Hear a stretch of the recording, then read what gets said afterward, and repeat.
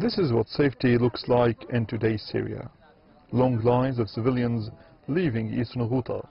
They are fleeing what is now becoming the biggest battle of the Syrian war. Eastern Ghouta, on the outskirts of Damascus, is one of the last rebel strongholds anywhere in the country. Since 2012, when rebel forces first occupied the area, it became one of their most important victories.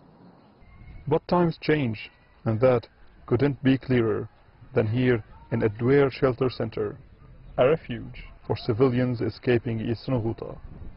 The personal stories told by each of these families also tell the larger story of a devastating 7-year war. My son Anas was born in 2012. War is all he knows. When we arrived here, he was amazed to see apples and oranges. We didn't show him bananas or biscuits yet. He knows when the shell will hit from its sound. He knows to run inside if he hears a fighter jet roaring. The UN says that half of Syria's population is now displaced, and this number is on the rise. 7 years of violence has kept over 1.75 million children out of school. As this conflict enters its 8th year, 1 every 3 schools have been destroyed. The Al-Khishan family remembers better days. They are now displaced. The good times, a distant memory. This is the second time we had to leave our house. Our first house was so beautiful. We had a garden and trees, and I named the trees and called them my friends. We had a pool, and I loved to swim, but all of it is gone now.